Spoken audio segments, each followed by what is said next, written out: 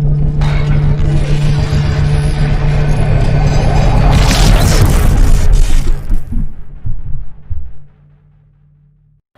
Everyone, how are you all. I am Alok. Welcome to my channel track commerce.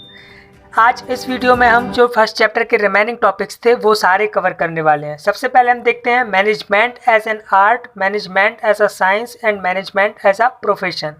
इसमें हम comparison देखने वाले हैं मैनेजमेंट का आर्ट से, साइंस से एंड प्रोफेशन से, और साथ में ये देखेंगे कि इनके पर्सपेक्टिव मैनेजमेंट कितना फिट बैठता है। क्या हम मैनेजमेंट को आर्ट बोल सकते हैं, या साइंस बोल सकते हैं, या प्रोफेशन बोल सकते हैं। तो चलिए हम स्टार्ट करते हैं मैनेजमेंट एज एन आर्ट से। तो आर्ट के फीचर क्या क्या होते हैं? तो फर्स्ट फीचर होता है existence of theoretical knowledge. Art में एक थ्योरेटिकल नॉलेज गिवन होता है, लाइक डांसिंग फॉर्म की या फिर म्यूज़िक की। कई सारी लिटरेचर अवेलेबल हैं, कई सारी बुक्स अवेलेबल हैं। सेकंड फीचर होता है पर्सनलाइज्ड एप्लीकेशन। अब दूसरा फीचर ये है कि आर्टिस्ट जो होते हैं उनके ओपिनियन एक दूसरे से अलग होते हैं, थिंकिंग अलग होती है। जैसे दो डांसर डांस को लेके अलग अलग तरह से सोचते हैं, तो पर्सनली वो अलग अलग थिंकिंग रखते हैं। थर्ड फीचर है based on practice and creativity. अब जो आर्ट है वो प्रैक्टिस पे बेस्ड होती है। जो थ्योरेटिकल नॉलेज है उसको प्रैक्टिस करके, उसके प्रैक्टिस के थ्रू हम क्रिएटिव कर सकते हैं। जैसे म्यूज़िक को 7 नोट्स सारेगामापा इस पे बेस होता है, लेकिन जो म्यूजिशियंस होते हैं उसे क्रिएटिव बना देते हैं प्रैक्टिस के थ्रू। अब हम आर्ट को कंपेयर करें मैनेजमेंट से, तो मैनेजमेंट भी एक थ्योरेटिकल नॉलेज है, like marketing management, financial management, human resource management पे कई सारी लिटरेचर अवेलेबल हैं, कई सारी बुक्स अवेलेबल हैं जिसको पढ़ के मैनेजर्स प्रैक्टिस करते हैं। सेकंड, मैनेजमेंट में आर्ट की तरह कई थ्योरीज हैं और उन्हें एक अच्छा मैनेजर प्रैक्टिस करके कुछ क्रिएटिव करता है, इनोवेटिव करता है। थर्ड, अब पर्सनलाइज्ड एप्लीकेशन भी है मैनेजमेंट, लेकिन मैनेजर सिचुएशन के अकॉर्डिंग चीज़ों को अपने हिसाब से चूज़ करता है। तो हम कह सकते हैं कि management is an art. Now management as a science. इसमें हम मैनेजमेंट को कंपेयर करेंगे साइंस से। तो पहले हम साइंस के फीचर्स देख लेते हैं। तो फर्स्ट फीचर है साइंस का systematic body of knowledge. Science cause and effect के प्रिंसिपल पे बेस है। जैसे एप्पल फॉलिंग टूवर्ड्स ग्राउंड को लॉ ऑफ ग्रेविटी के थ्रू एक्सप्लेन किया गया है। सेकंड फीचर है प्रिंसिपल बेस्ड ऑन एक्सपेरिमेंट। जो साइंटिफिक प्रिंसिपल्स होते हैं उन्हें पहले डेवलप किया जाता है, फिर ऑब्जर्व करके फिर उन्हें टेस्ट किया जाता है कई सारे एक्सपेरिमेंट्स के थ्रू। थर्ड फीचर है यूनिवर्सल वैलिडिटी। साइंटिफिक प्रिंसिपल दुनिया में हर जगह माने जाते हैं, इनकी वैलिडिटी होती है क्योंकि फैक्ट्स के थ्रू ये डेवलप किए जाते हैं। अब हम मैनेजमेंट को देखते हैं। मैनेजमेंट भी एक सिस्टमैटिक बॉडी ऑफ नॉलेज है। इसकी अपनी थ्योरी है, अपने प्रिंसिपल्स हैं जो over the time period design किए गए हैं। सेकंड, अब जो प्रिंसिपल ऑफ मैनेजमेंट है वो भी एक्सपेरिमेंट पर बेस है।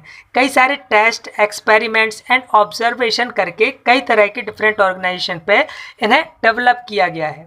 थर्ड, प्रिंसिपल ऑफ साइंस इनकी यूनिवर्सल वैलिडिटी है, लेकिन प्रिंसिपल ऑफ मैनेजमेंट यूनिवर्सल नहीं है। ये यहाँ पर थोड़ा सा जो मिसमैच हो रहा है, ये सिचुएशन के अकॉर्डिंग ही यूज़ किए जाते हैं। तो हमने देखा management as an art and as a science. इनके फीचर्स भी कंपेयर किए, तो हम कह सकते हैं management is both art and science. Let we see management as a profession. Profession के फीचर्स की बात करते हैं। पहले हम देखें फर्स्ट, तो well defined body of knowledge. Instruction के थ्रू ही प्रोफेशन को एक्वायर्ड करते हैं हम। सेकंड है रिस्ट्रिक्टेड एंट्री। हर कोई प्रोफेशन में नहीं आ सकता। अगर आपने डिग्री ली है, कोई एग्ज़ाम क्वालिफाई किया है, लाइक सीए, एडवोकेट, डॉक्टर, तब आपको प्रोफेशन में एंट्री मिलेगी। प्रोफेशनल एसोसिएशन इसका थर्ड फीचर है। सभी प्रोफेशनल का एक एसोसिएशन होता है, लाइक लॉयर्स का एक एसोसिएशन है बार काउंसिल, और एक सीए का एसोसिएशन होता है जिसे आईसीआई कहते हैं। तो ये कोड ऑफ कंडक्ट बताता है कि काम कैसे करना है। फोर्थ फीचर है ethical code of conduct. Ethical code of conduct means आपको अपने क्लाइंट से गुड बिहेव करने से है। गलत प्रैक्टिस का यूज़ हम नहीं करें, क्लाइंट्स को नुकसान ना हो, तो ये हमें एथिकल कोड ऑफ कंडक्ट बताते हैं जो कि प्रोफेशन में होते हैं। फिफ्थ है सर्विस मोटिव। प्रोफेशनल अपने क्लाइंट्स को सर्विस देते हैं। उनकी नीड जो है और उनकी जो एस्पिरेशन है उसके अकॉर्डिंग। अब मैनेजमेंट को कंपेयर करते हैं हम, तो मैनेजमेंट भी एक सिस्टमेटिक बॉडी ऑफ नॉलेज पे बेस है, जो हम पहले डिस्कस कर चुके हैं। अलग अलग बिजनेस सिचुएशन के अकॉर्डिंग इसमें कुछ प्रिंसिपल्स हैं। मैनेजमेंट में रिस्ट्रिक्शन तो नहीं है, लेकिन मैनेजर बनने के लिए रिक्वायर्ड डिग्री होनी चाहिए। जैसे हम देखते हैं एमबीए के थ्रू लोग मैनेजर की पोस्ट के लिए अप्लाई करते हैं। मैनेजर्स के लिए भी एसोसिएशन है, like AIMA, all India management association, जो इसके मेंबर्स हैं उनकी एक्टिविटी को वो रेगुलेट करता है। मैनेजमेंट हेल्प करता है अपने ऑर्गेनाइजेशन को उसके गोल को अचीव करने में। जैसे बिजनेस के लिए गोल हो सकता है प्रॉफिट मैक्सिमाइजेशन, या हॉस्पिटल में सर्विसेज प्रोवाइड करना।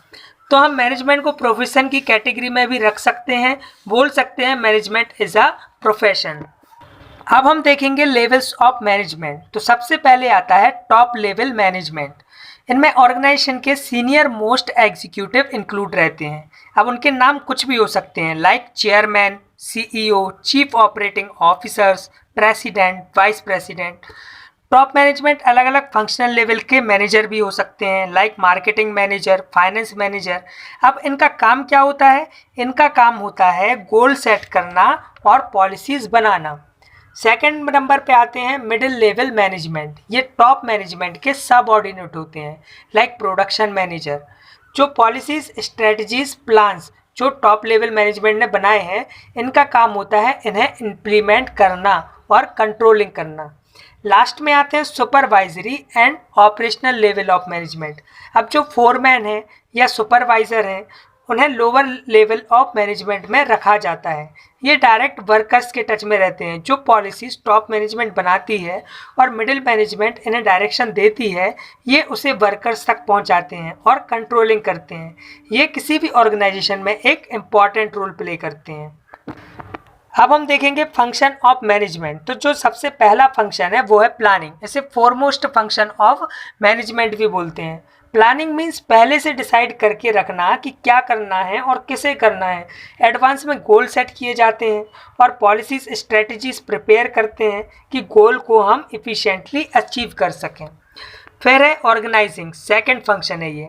किसी भी प्लान को एग्जीक्यूट करने के लिए हम रिसोर्सेज को कलेक्ट करते हैं, फिर उन्हें एलोकेट करते हैं, ड्यूटीज़ असाइन करते हैं कि किसे क्या करना है, किसी भी टास्क को कहाँ करना है, कब तक पूरा करना है। सारी चीज़ें ऑर्गेनाइजिंग फंक्शन का ही पार्ट होती हैं।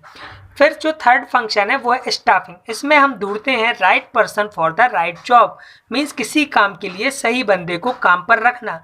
इसमें हम इंटरव्यूज़ लेते हैं और एम्प्लॉयज़ को रिक्रूट करते हैं। फोर्थ फंक्शन है डायरेक्टिंग।